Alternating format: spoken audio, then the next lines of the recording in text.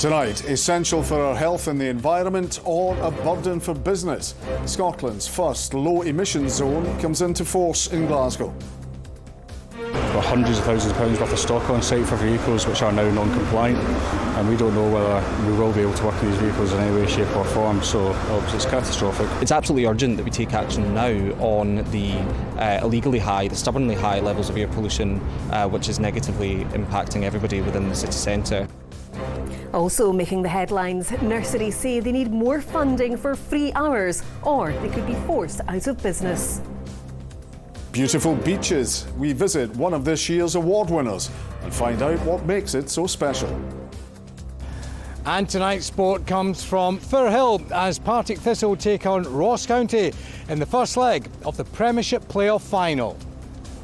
I'm Kellyanne Woodland in Edinburgh. And I'm John Mackay in Glasgow. This is the STV News at 6.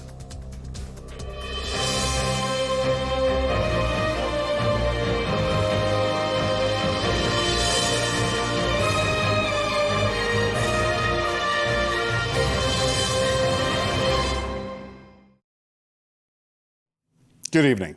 Drivers of older vehicles face being fined up to £480 if they enter the centre of Glasgow from today.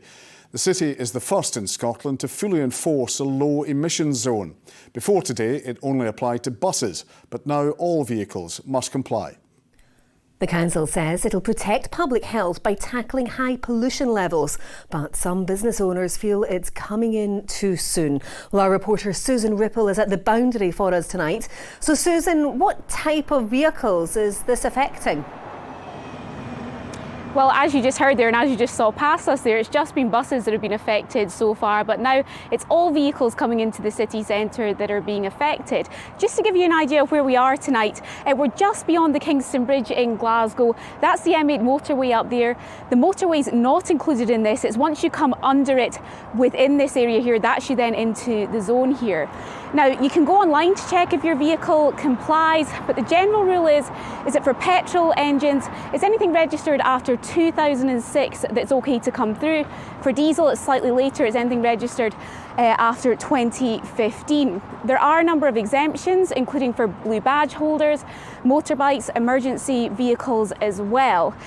Taxis are also, if they haven't quite got the correct vehicle to comply, they're getting an extra year, a little bit of flexibility there to get the correct vehicle in time. But the council's basically saying that this is really going to only affect a small amount of cars. Around 90% of the vehicles coming in and out will be unaffected by this, and it's about targeting that small minority of the most polluting vehicles, and of course they're the ones that cause the most harm. There's been a change for these drivers in Glasgow today. Now, if their vehicle doesn't comply with new low emission rules, they'll face a fine. The zone covers a large area of the city, but that's causing a problem for the owner of Peyton's Accident Repair Centre, located just inside the boundary. He'll no longer be able to fix older cars that come in. 35% of the vehicles that come in here are non-compliant. We've yet to get clarification for the council whether we can bring them in a flatbed truck. The cost of that would be too exorbitant anyway. Whether the vehicles that we currently have on site are going to be caught on the way out. We've got hundreds of thousands of pounds worth of stock on site for vehicles which are now non-compliant, and we don't know whether we will be able to work in these vehicles in any way, shape or form, so it's catastrophic. The owner of this restaurant understands why it's coming in, but he's concerned about what it'll mean for business. I think instead of turning left towards Finnieston and turning right towards us, you might just go to Finnieston because it's easier, it's less hassle for you. And maybe their prices will be cheaper because they don't have to have surcharges on their deliveries. There are road markings and signs as you enter the zones, and there are also cameras which have automatic number plate recognition technology. If you do get fined, it'll cost you £60.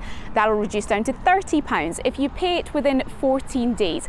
But the fine will double if you continue to breach the rules up until a 90-day period. The scheme runs for 24 hours a day, 365 days a year. The air has to be cleaner, it really has. Everybody's so busy, there's so many cars in the streets now that something has to be done. It really is important. I've got a camper van, pay a hell of a lot of money for it, and I've just come up from Port Glasgow on the train. So basically, I think I'm okay for it. So you basically changed your plans today then, Yeah, because definitely. you thought you might not comply? Well, yeah, there's the parking and yeah, everything. I think people that can't afford more up-to-date cars, they're the ones that are going to suffer. The low emission zone's already been delayed a year as a result of the pandemic, and we have been engaging extensively with the business community as part of our city centre recovery efforts as we come out of the economic impacts of COVID. But it's absolutely urgent that we take action now on the illegally high, the stubbornly high levels of air pollution, which is negatively impacting everybody within the city centre. The new scheme has been welcomed by health campaigners. The low emission zone would enable people like myself who have asthma to be able to go to the city centre, do all the things that we should be able to do in the first place, but we haven't been able to do in so many years. So I think that would be really helpful, because really asthma does not exist until there's a trigger, and air pollution, emissions from cars is a huge trigger for asthma. And it won't just be Glasgow for long. A year today, Edinburgh and Aberdeen will also enforce their LEZs, with Dundee following suit in 2024. Susan Ripple, STV News.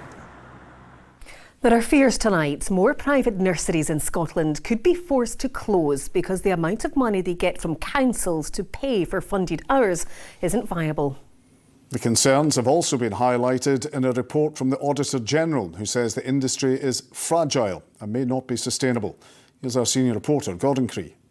Do I go super high or just a little bit? Across Scotland, children aged 3 and 4 get 1,140 hours of free childcare a year. It's administered by local councils. Much of that is delivered in partnerships with private nurseries like First Adventures in Linlithgow. It means that they can be here with us right from babies right through until they start school. They don't have to think about going anywhere else. Full-time parents working, so they don't have to take their child out of here, put them to school nursery for a couple of days and you know, have to work shorter hours or anything. But there are problems. Nurseries say the money they get to cover the cost isn't enough, and they're also struggling to recruit and hang on to staff. The Auditor General's report says the 1140 hours policy has been well implemented, but he's concerned about sustainability. Put simply, if nurseries don't have enough money and close their doors, that would mean less choice for parents. Industry leaders say the solution is clear. We need a higher funding rate in order to be able to sort of match the wages that the local authorities are paying, to just match the benefits, to keep staff in the sector, because ultimately staff are our best asset, really. The Scottish Government says it will consider the report's findings carefully. Nurseries are closing their doors and parents are without childcare for their children. Audit Scotland has even said the sector is fragile. First Minister, early years practitioners are children's first educators. We do offer the most generous offer of childcare anywhere in the UK. I'm really proud of what we've achieved, that 1140 hours. I do recognise the challenges that are faced by the sector. But without extra help, people running nurseries worry those challenges will only get bigger. Gordon Cree, STV News, Linlithgow. The chairman of the Ferguson Marine shipyard has defended bonus payments to senior staff despite delays and cost overruns on 2 ferries being built there. Andrew Miller described the bonuses, totalling £87,000, as retention payments. He claimed they are needed to ensure the future sustainability of the yard. There's 250 million available work suitable for the yard, and we must make sure we have the right talent in place to achieve that.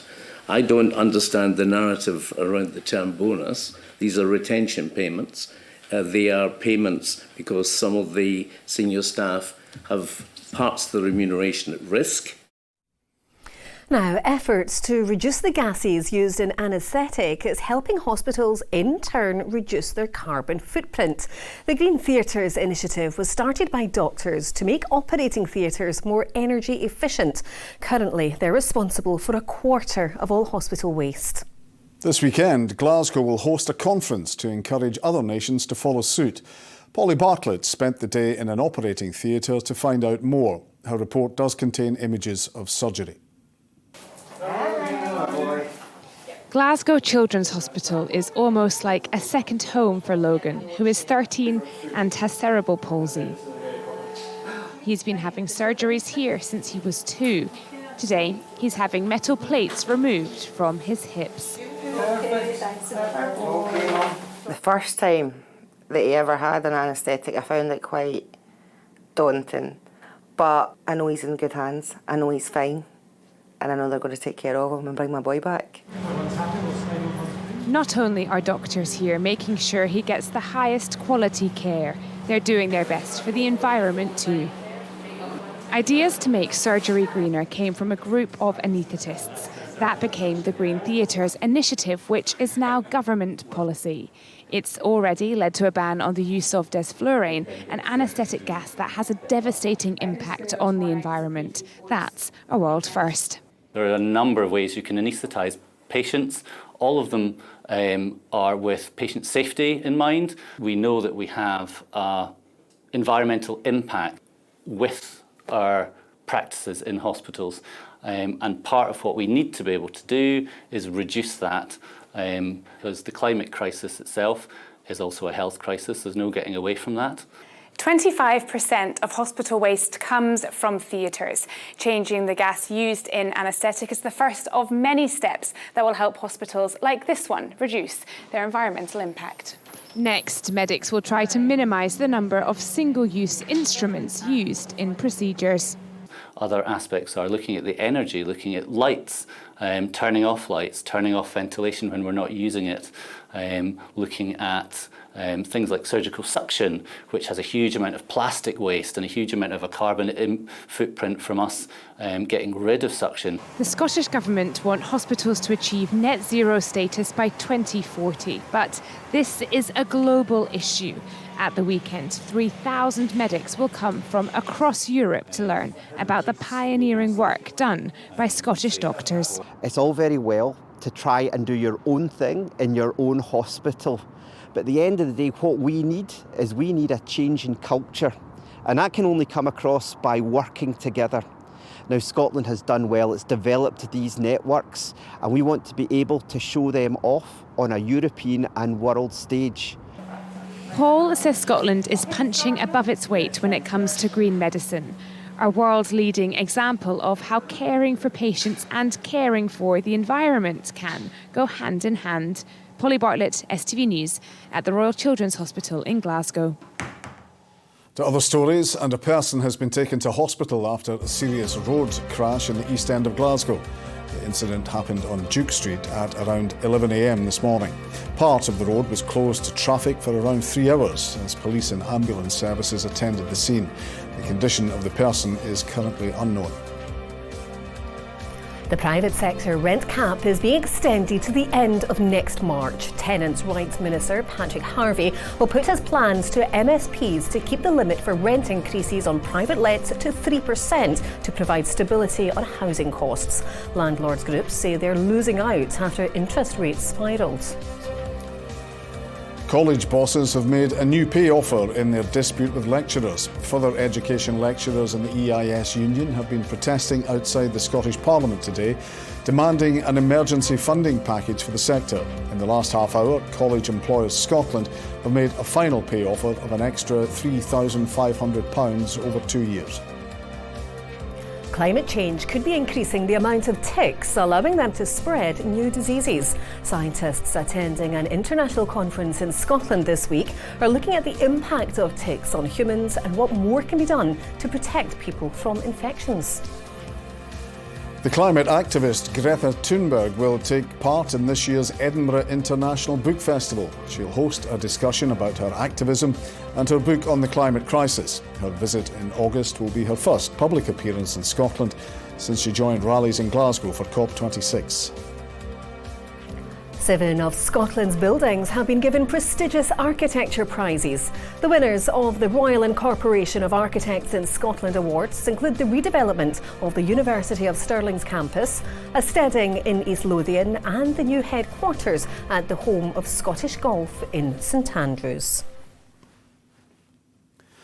Scotland's first university to open a campus in New York is set to sell the site after admitting it has not reached its potential.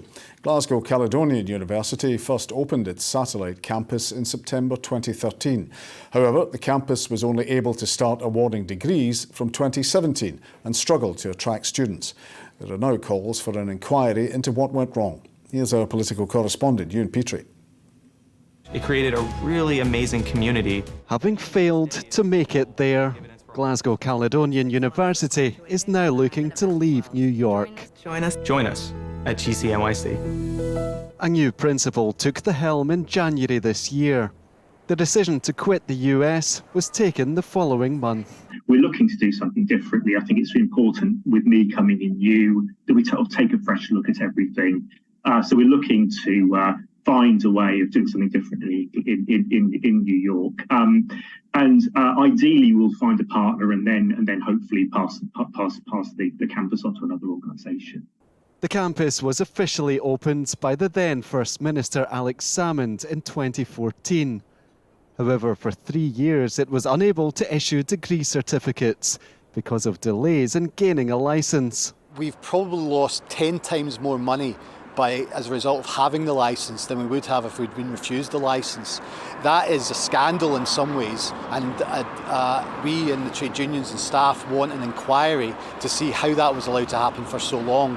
We recognise that a good decision has been made, but there needs to be lessons learned from this. The university is understood to have given the project around £30 million in loans and grants.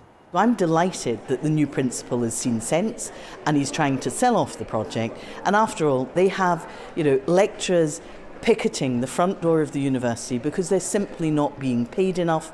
I'm so glad they've cancelled this vanity project. The university says it is hoping to transfer the investment into expanding its campus in Glasgow. Ewan Petrie, STV News. A 57-year-old Scottish man has died after being hit by a tram in Barcelona. Police, ambulance and fire services attended when he was struck after 11 p.m. last night, and a police investigation is underway. A large music festival had been taking place in the Catalan city. The Scottish singer and songwriter Horse MacDonald has been announced as the headline act of next month's Glasgow Pride Mardi Gras. The city's official Queen of Pride unveiled a new rainbow bus to mark the start of Pride Month, which runs throughout June. It's the first of 6 double-deckers, which will serve Glasgow for the next 3 years. I am actually officially Queen of Mardi Gras. Yet Queen, not necessarily by nature, but in name. I'll be launching Pride on the 15th of July. I'll be performing as well, and the parade will be on the 15th of July, not to be missed, and certainly my entrance is not to be missed. It's a really significant moment, both for the people that we serve every day around about Glasgow, but also really significant for the people that work for us. It's about demonstrating to the people that work for us that we are an inclusive employer, and we accept we have a journey to go on, and we're going on that journey today, starting today. Time now for the sport. Rahman is at Firhill. A very good evening from Firhill, and what a huge match we have here tonight as Partick Thistle take on Ross County in the first leg of the Premiership playoff final. Chris Doolan's side have defeated Queen's Park and Ayr United en route to the final, scoring 16 goals and conceding just 3, so the Jags are in fine form ahead of tonight's first leg. As for Ross County, well, they're in this position after finishing 11th in the Premiership. The Staggies have lost 4 of their last 7 games. We have players who can hurt any team, and I feel as if that the confidence we have, we don't come into these games fearful, and I think that's important. We'll be understanding of how difficult it is. We'll give respect to Ross County because they are the Premiership side, but ultimately we play to win in every game, like I said, and that takes a certain type of mentality.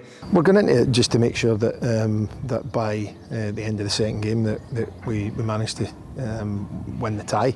It's half time and at Firhill and 90 minutes. We've got to make sure that by the end of that we come back up here and we're in a situation that we're in a positive mood to go in and win the game.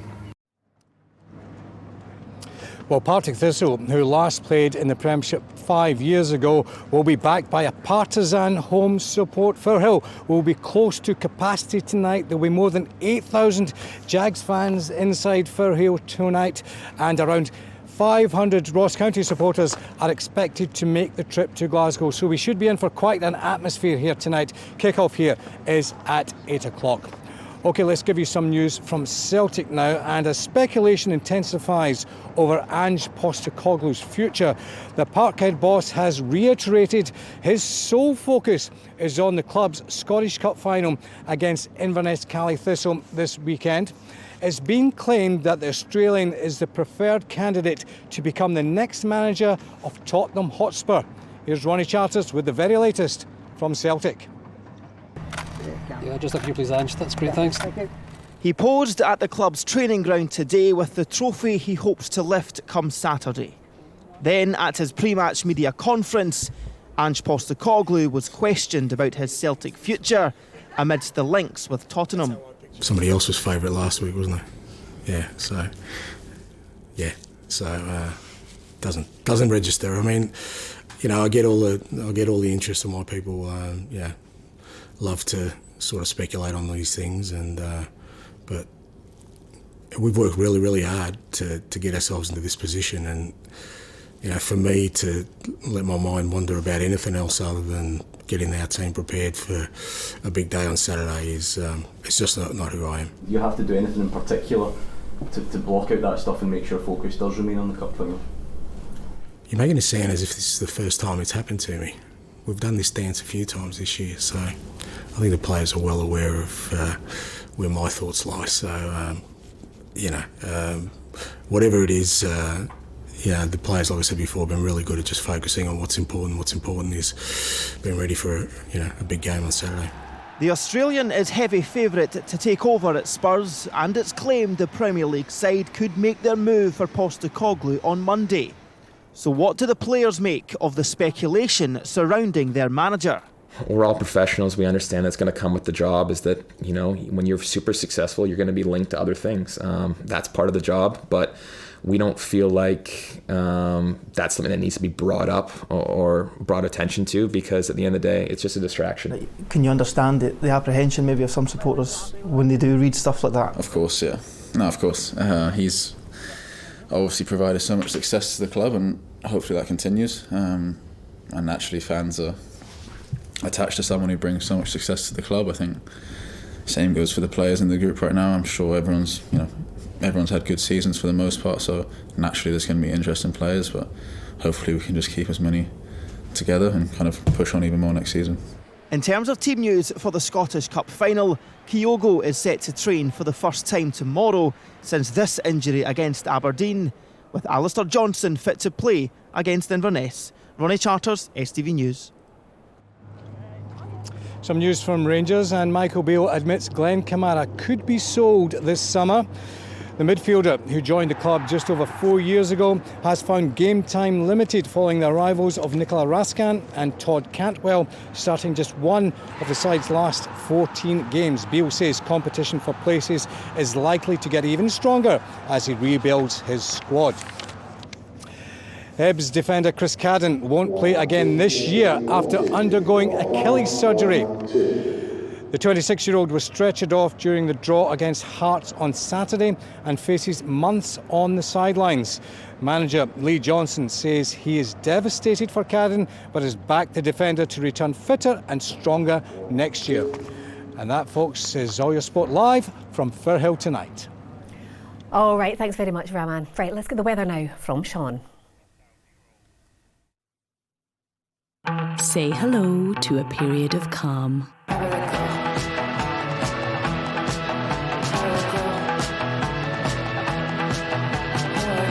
TUI sponsors STV weather.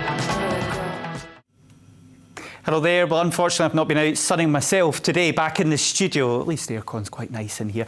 We had a lot of cloud around across central and eastern parts today, but that cloud, like yesterday, has been breaking up from the west. And again, it's felt very nice in that sunshine across many western parts, cooler in the east. Now, talking of cool, first day of meteorological summer today, but I'm still talking of temperatures down to about 2 or 3 degrees Celsius parts of Lanarkshire. So briefly, a wee touch of frost.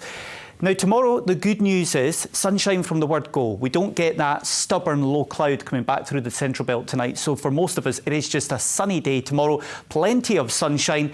But again, the further east you are, those temperatures are a wee bit lower. But even though it is lower, I'm still talking Bathgate 17 degrees, Coatbridge 19, Angleside 19. So as we head a wee bit further west, those temperatures are coming up. Bowness 16. But then we head into the west. Paisley, Kilmarnock, Ayr, Fort William, Girvan, temperatures up to highs of 19 to 20 degrees Celsius. So feeling lovely in that sunshine in the west in particular, but we've got those lower temperatures in the east. Now, the good news is, for most of us, the sort of weather we've had over the last couple of days, through the last week really, is the sort of weather we're going to hang on to for the next week, because that high pressure is not moving, so it's going to stay largely dry, sunny and warm in the west, but it also means it stays that bit cooler in the east. Bye-bye. TUI sponsors STV Weather.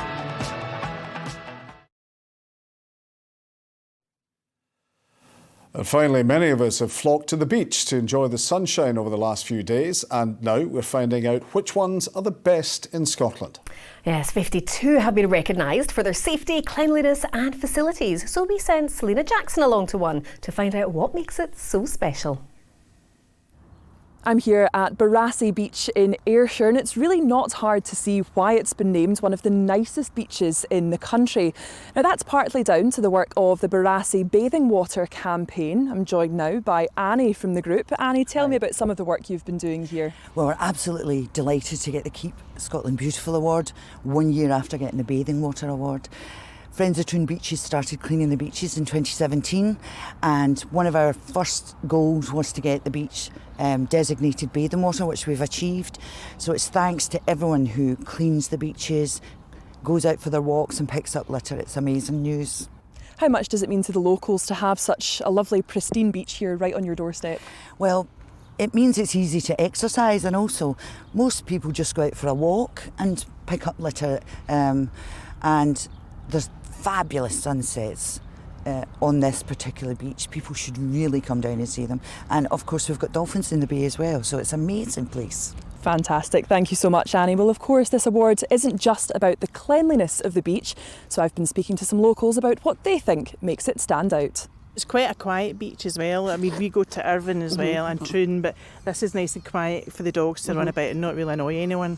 So it's a nice beach for that. Barassie's a lovely place to come. It's quiet. And you can park the car close to it and bring whatever you want to do to bring down onto the beach. So it's lovely, yeah, we enjoy it. It's less busy and it's just more relaxing here than the South Beach, which is also very nice, I have to say.